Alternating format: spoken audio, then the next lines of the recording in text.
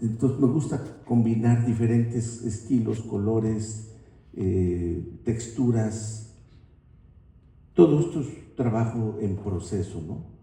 Aquí vemos, por ejemplo, esas partes donde aparentemente el barniz se arranca, pero vemos evidencia de, de la construcción que dejé a propósito, y aquí tenemos un rayón que puse al mero principio cuando el instrumento estaba en blanco para que se viera esto diferente a cualquier otro tipo de efecto que posteriormente hice.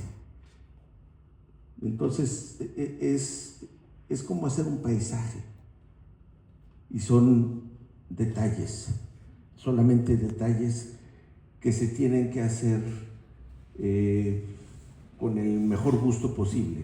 Es muy importante cuando se tiene acceso a ver instrumentos en vivo, ver lo que realmente ha sucedido y no nada más imaginarnos y crear una historia que puede ser una mala mentira. Aquí, por ejemplo, tenemos craquelado, no todo necesario. Este craquelado se ve, pero se ve porque no tiene nada, no tiene color. Es craquelado, pero sin mugre.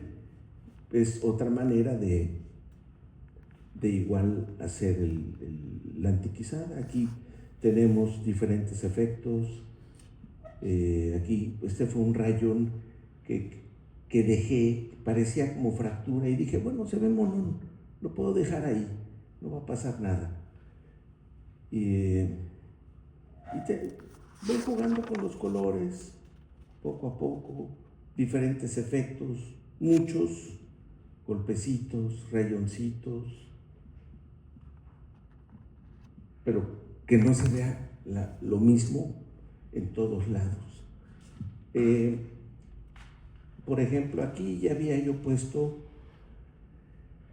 carbón, luego quité el barniz, protegí la zona de donde quité el barniz y quedó nada más carbón, pero yo quería que hubiera otras zonas que estuvieran sucias, pero con diferente efecto, que fuera un diferente color. Y aplico el acrílico en todo lo que es el borde. Después, cuando lo limpio, entonces se ven solamente algunas regiones sucias, no necesariamente todo. Aquí tenemos, este es otro violín, por supuesto, pero tenemos una zona sucia del centro, tenemos diferentes efectos en la espalda. Utilizo los pines, pero nada más como efecto de antiquización, no atraviesan hasta el bloque, porque no me gusta generar tensiones si la madera se llegara a mover. Este es otro modelo también, periodo tardío, bastante más limpio, pero que también tiene algunas cositas, juego con los colores. Este es un poco más agresivo. Ahora procuro ser un poco menos agresivo que eso. Creo que mucho maquillaje hace ver a las chicas como payaso. Entonces, un poco menos, que sea una combinación entre solamente que levanten su belleza. Es todo. Y después de cada efecto de antiquización, doy una mano muy ligera de barniz para proteger lo que ya tenía. Porque después llegará el momento en el que voy a sentar el barniz y me voy a llevar parte de lo ya protegido, pero se va a ver de alguna manera natural. Por ejemplo, este es un periodo tardío del Jesu, y bueno, esto es ficticio, pero le pongo mugre de diferentes colores alrededor, no hago que embone perfectamente, mi barniz mi filete es diferente en espesores para que genere el efecto de como algunos instrumentos del periodo tardío del yeso tenían el filete. A veces durante la construcción me puede pasar algún accidente y se convierte en un, aquí es un corazoncito, o sea, hasta romántico se vuelve uno. Y considerando que hoy era su cumpleaños, pues se debe sentir honrado, ¿no? Aquí tenemos dos instrumentos.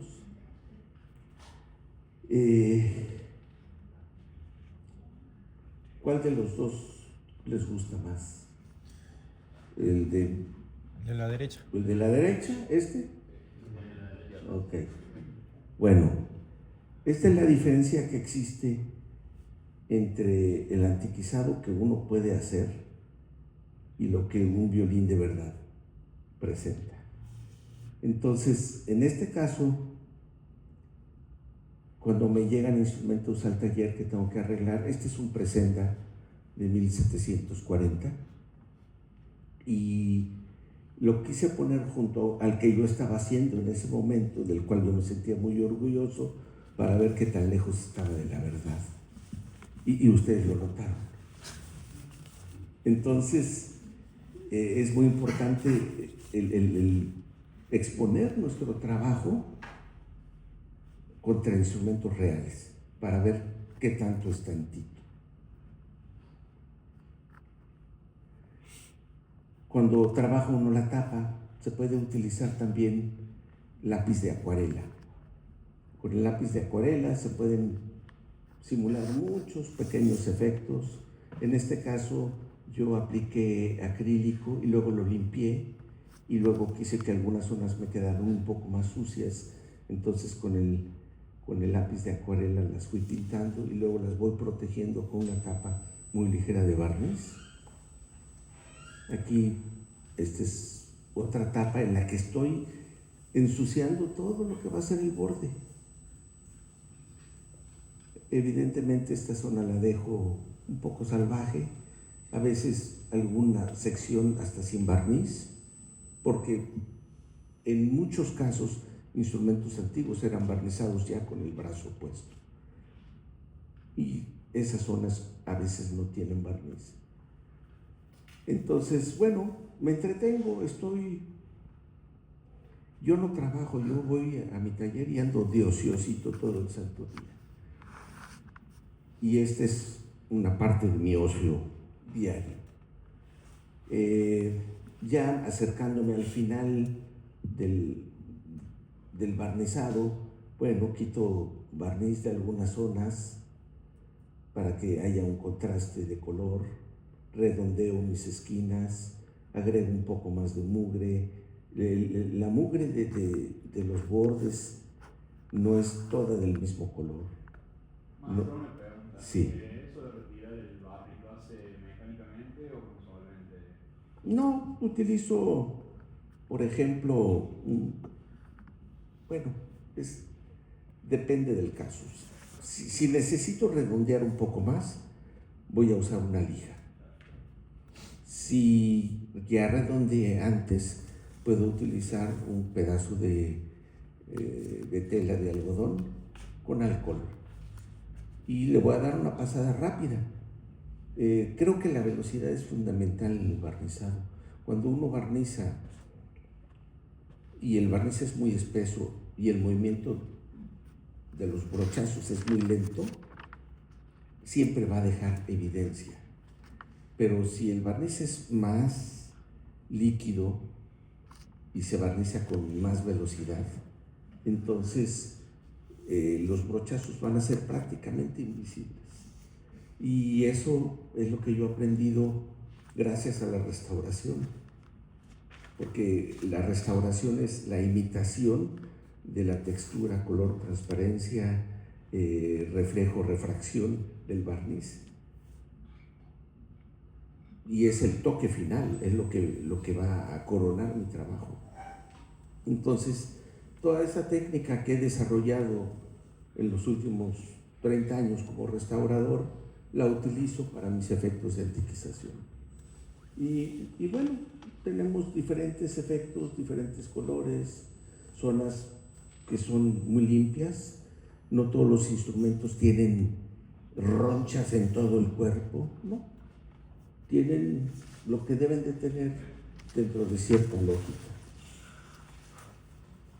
Aquí tenemos, esta es una viola modelo Testore, un poco más cruda en cuestión de trabajo, pero también tenía su craquelado, sus rayones,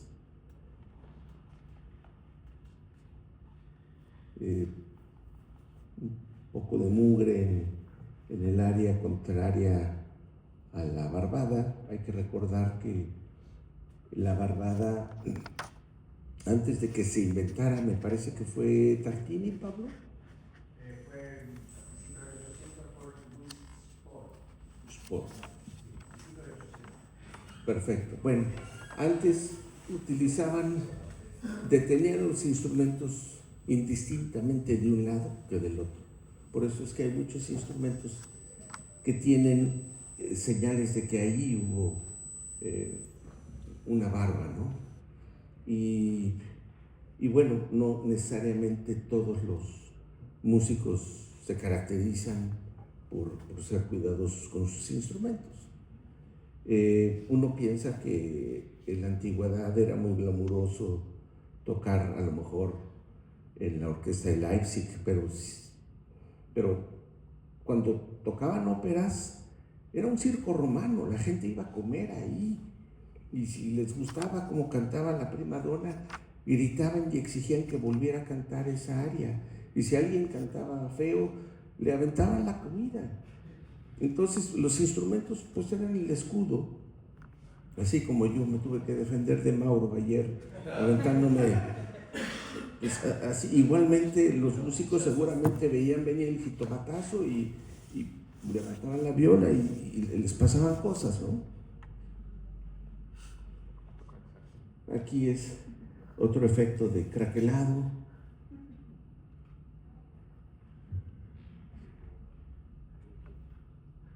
Tenemos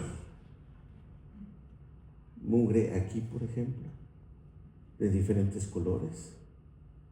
Aquí de diferentes colores. Tenemos un gris. Y me gusta también dejar cierta textura, pero que no sea la clase de la textura. Pero este tipo de textura se ve interesante. Trato de hacer mis bordes, mis puntas bien, pero dejo algunos detallitos que voy a ir rellenando de mugre, que le van a ir dando personalidad al instrumento. Aquí es la viola esa anterior, también le hago su etiqueta. Claro, la mía andará por allá arriba, pero antes hizo mis etiquetas también para que el músico que no se puede comprar una viola Testore de verdad, pues abra el estuche y todos los demás curiosos lleguen y se asomen a ver la etiqueta y se mueren de envidia.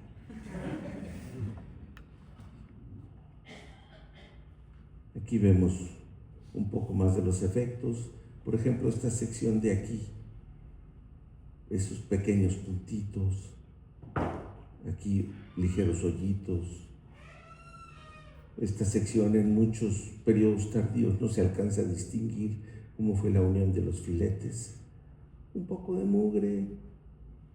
Y cuando lo estoy construyendo no me pongo a pensar que tiene que embonar perfectamente. Si es un periodo tardío, copio el estilo.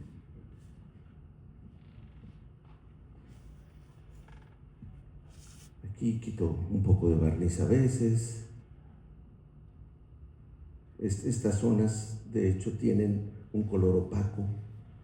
Yo utilizo también con pigmentos en seco.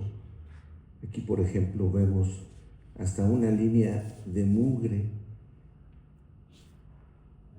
y luego tenemos el resto de la madera. Son pequeños efectos que le dan personalidad al instrumento. Okay. O sea, distinto a barnices, también distinta dureza, como para que se parezca de todo. Bueno, por ejemplo, cuando doy las primeras manos de aceite, y el resto del instrumento lo barnizo al alcohol, eso se va a evidenciar. Si solamente barnizo al alcohol, voy a jugar más con los colores y a lo mejor un poco de textura, pero no tanto con la dureza del barniz, porque lo que yo necesito es un barniz que sea dócil de aplicar. Y si cambio mi receta secreta, entonces me voy a enfrentar a otros problemas. René Morel decía, barnizar es como cocinar, menos ingredientes, menos problemas. Y tenía razón. Y cuando yo cocino me queda bien. El barniz no lo sé, pero la cocinada sí. Aquí tenemos el fondo de un instrumento y la tapa. Y corresponde lo que hago en un lado con lo que hago en el otro. Tiene que tener el mismo espíritu, el mismo sentido. A veces dejo el filete un poquito afuera y le pongo mugre. Lo que nos vamos a encontrar en instrumentos antiguos, ¿no? Una pregunta. Sí. Para remover, cuando, por ejemplo, acrílico, ¿con qué remueve? ¿Con algún solvente? Con agua. Con agua. Sí. Con agua y tal vez utilice una lija del 8000, dependiendo qué tanto se pegó. Sí. Y a veces quito casi todo, pero lo poquitito que queda se ve mejor que si yo lo hubiera aplicado a propósito. Porque hay cosas que al ojo se le van, pero al pigmento no. Entonces se va a meter a donde le corresponde. Aquí, por ejemplo, tenemos un poco de textura, el sudor que ablanda la madera y nos queda así como con dientitos. Me gusta a veces poner ya sea una cejilla modelo Gil o un pedazo de filete para la unión de las dos costillas inferiores. Eso de los colores como si estuviera saltado el barniz. Exacto. En realidad lo que hago es comprimo la madera con un pedazo de metal circular.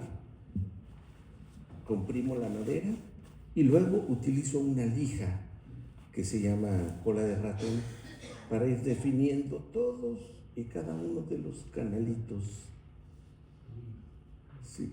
Y luego lo limpio un poco con...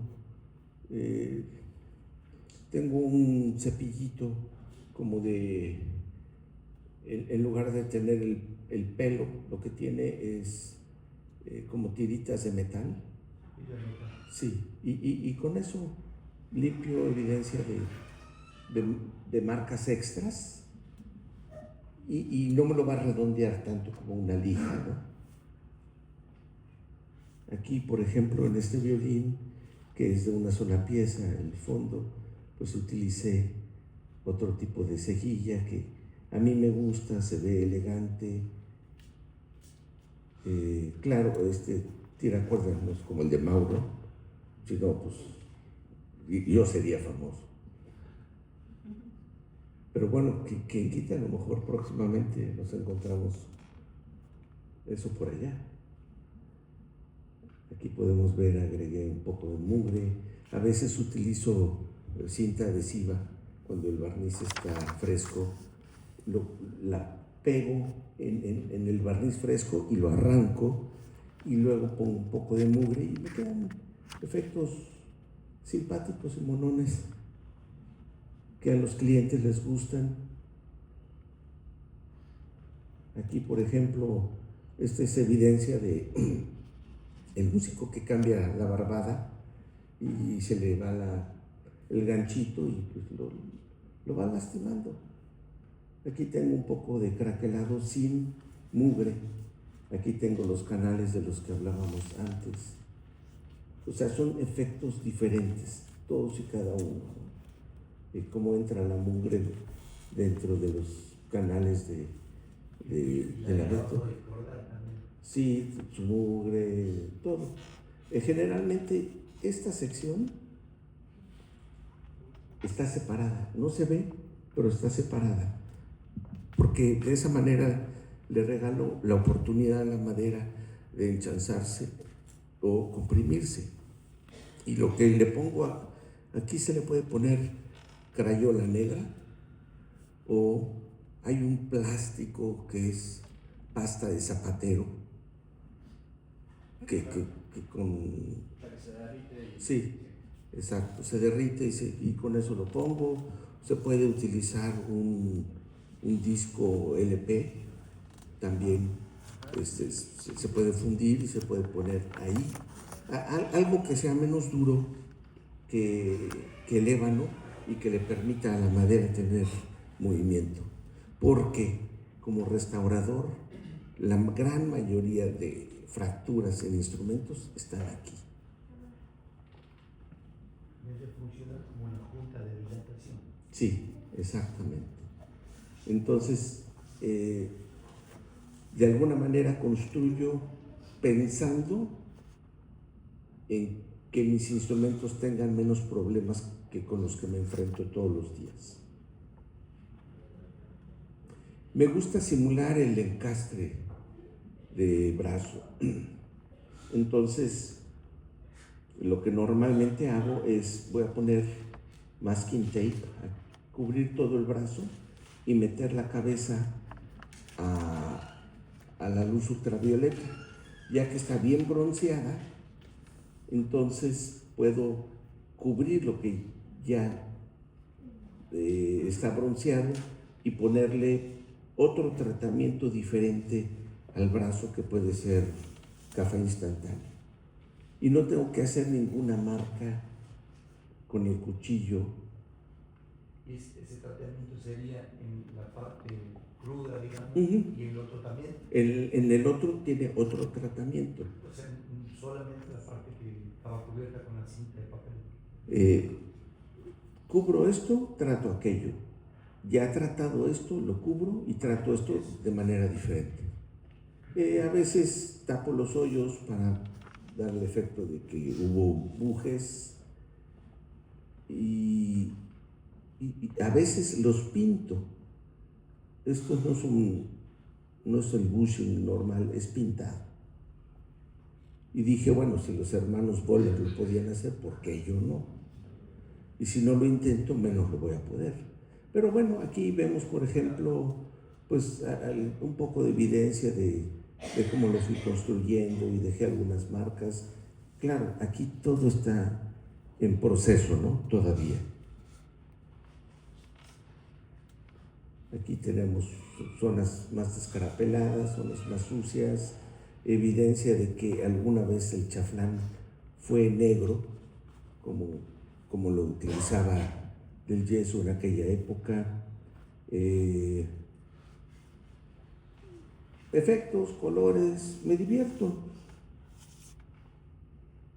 Me aplico algo sucio también, dejo algunas marcas.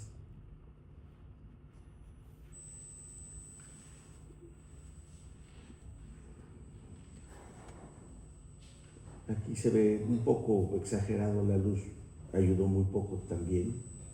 Pero bueno, dejo un poco de evidencia. Aquí se ve mejor. Aquí, por ejemplo, también simulo las cuerdas que rayaron el interior del clavijero. Esta cabeza tiene una característica muy particular del periodo tardío, que es que esta esquina es cuadrada. Cuando son redonditas como una sonrisa, son las que Joseph Ilius Andrea, el papá del yeso, hacía para él. Pero es la misma escuela, evidentemente. Y bueno, la segunda vuelta muy corta. Esas son características del estilo del modelo, pero aquí podemos ver, esto sería en el mundo real un encastre de brazo que hubiera hecho Liscar, por ejemplo. Pero aquí no existe, es solamente simulado, pareciera. Y esos efectos, a mí me gusta hacerlos. En el último concurso que participé, me dieron una hoja de críticas y los jueces se quejaban de dónde había hecho yo el encastre, que estaba o muy abajo o muy arriba. Lo que nunca descubrieron es que era falso. Y yo preferí perder 10 puntos, pero que mi efecto no lo descubrieran. Quiere decir que lo estaba haciendo bien. Aquí tenemos algunos de mis violines. A veces se me juntan en el taller porque llegan a mantenimiento o acabo de terminar uno y me gusta ponerlos juntos. La foto salió muy oscura, pero era un modelo tardío del yeso que tenía una madera espectacular. Tuve la fortuna de ganar una medalla de oro con ese. Este es un Paolo Testore, violín, una copia que ahora vive en Bélgica.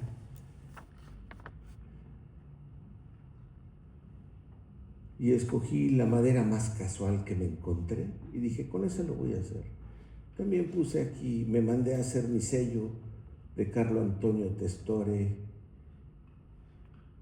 un águila, y lo puse mal puesto, medio gastado, pues para que se viera simpático, ¿no? Aquí está el perfil de la cabeza. La parte de atrás, esta fue una característica más o menos común, que no terminaran esa zona, y dije, bueno, le pongo un craquelado para que se vea simpático, y tiene diferentes tipos de golpes, un poco de marcas de herramienta también. Estos son los 3 fondos de instrumentos míos. Cuando estuve seleccionando las fotos, estas no se veían tan oscuras como se ven aquí, pero a lo mejor estoy escondiendo mis errores. Este es un fondo de álamo, de una viola modelo Andrea Guarneri. Este es un violín inspirado en Petrus Mantua, Guarneri de Mantua. Tenía unos ojos muy particulares, muy redondos, muy grandes. No sé si se ve mejor. Sí.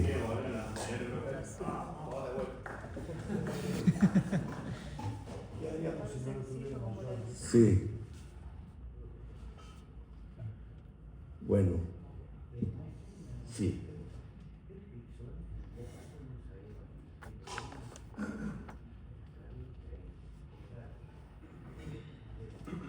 Bueno, utilizo el diapasón, siempre uso ébano, pero en los accesorios depende de muchas cosas. A veces el instrumento necesita madera más dura para sonar mejor, un poco más de densidad o diferente peso, o estéticamente se ve mejor algún tipo de madera, o específicamente el que ordenó el instrumento me pide tal o cual. Si yo tuviera una preferencia, sería la madera de Bosch, pero es ciertamente muy suave. Las clavijas son muy difíciles de dejar perfectamente bien limpias. Entonces, creo que madera como le llaman rosewood en Estados Unidos, que sería un granadillo, sí, de ese tipo de madera, es muy noble, funciona muy bien, la vibración pasa muy bien por ese tipo de madera, y creo que los instrumentos se ven simpáticos. En este caso, bueno, pues es madera de boj. ¿Sí? ¿Puedes por favor explicarnos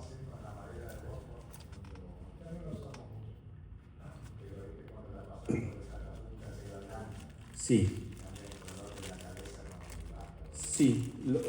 Lo que yo hago es, una vez que la pasé por el sacapuntas, utilizo lijas para que quede verdaderamente lo más liso posible. Después utilizo Deft, que es un barniz de secado rápido, muy denso, para rellenar todos los pequeños huequitos que hayan quedado expuestos. Deft, sí. Sí. Evaporado. Creo que sí. En realidad nunca me puse a indagar qué era, pero pues, Ese es lo que usa Ica para sí, rellenar. correcto. Es nitrocelulósica, evaporada. Y después utilizo pigmentos con barniz. Barnizo esa sección de la clavija hasta que logro tener el mismo color. Luego le mato el brillo utilizando pelo de bruja o steel wool o como se llame. Y normalmente se va a ver bien, pero sí requiere más trabajo. Muchas veces al meter las clavijas al sacapuntas se rompen, y cuando compra un juego nada más traen 4, no 5. Entonces veo más desventajas que ventajas, pero se ve muy bonito. Y no importa el precio, puede ser el box más caro, pero no es fácil trabajarlo. Además, se genera mucha alergia. Pues sí, es madera, ¿no? Yo recién cuando mostraba la foto y la dijeron de la parte de acá, te acuerdas, no sé si era algo o era Pablo que contaba el por qué el desgaste. Ah, sí. Sí, podemos regresar a esa. Bueno, en este caso, esta parte no fue terminada. Carlo Antonio, la mitad de la carrera de Carlo Antonio no la terminó, y yo creo que en toda su carrera Pablo Antonio tampoco, porque tenían que trabajar con mayor velocidad, porque Milán había sido invadido muy probablemente por los austriacos, que subieron los impuestos. Entonces tenían prohibiciones de utilizar madera de otras regiones, y tenían que trabajar mucho más rápido y con menos exactitud para poder tener una vida más o menos normal. Pero a lo que Ricardo se refería era a esta zona de aquí, que normalmente tiene un desgaste. No sé si por ahí nos encontramos alguna otra foto.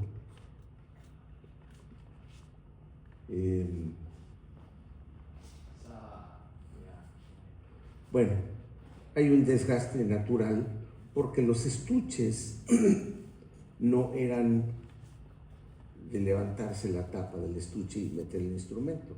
Se abrían de la parte inferior y se deslizaba el instrumento en un estuche de cuero y se cerraba la parte inferior. Entonces, esa fricción durante años fue desgastando específicamente esa área de la cabeza.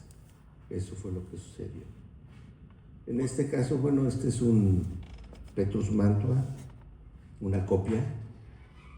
Tiene características muy diferentes a lo que vieron que hice con Testore o con Guarnerius del Gesù. Aquí las puntas son mucho más elegantes, los filetes bastante más largos, las bóvedas son altísimas. En este instrumento espanta para concurso, sale de contexto, pero suenan divinamente.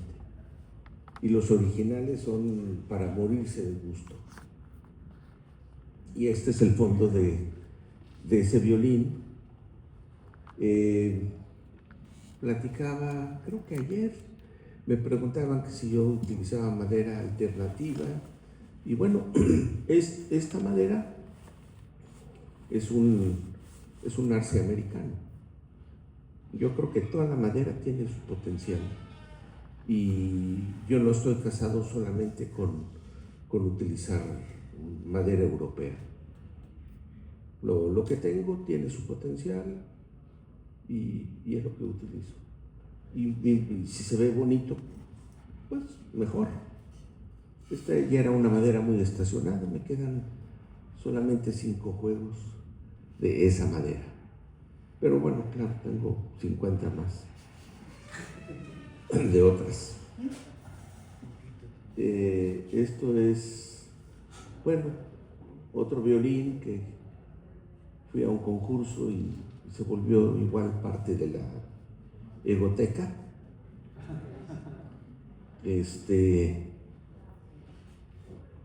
Bueno, me gusta concursar, me gusta exponerme, me gusta comparar mi trabajo y he tenido la fortuna de ganar algunos premios. He concursado en México, en Estados Unidos, en Inglaterra, en Alemania, en Francia, en Italia, en Malta, en Rusia y he ganado 62 premios. Bueno, aquí fue una experiencia. Yo mandé el instrumento para concursar aquí, pero salió sí, mandé el violín con suficiente tiempo para el concurso, no sé, 2009, qué sé yo. E hice un violín antiquizado. Y el violín no entró al país. Primero, que porque era una antigüedad y que yo tenía que pagar $3,500 por meter esa antigüedad al país. No es antigüedad, es un violín que acabo de terminar, que va al concurso de Tucumán. No. Y además, mañana entramos en huelga, los de las aduanas, y hasta que eso no se resuelva, entonces veremos. Bueno, pues entraron en huelga, terminó la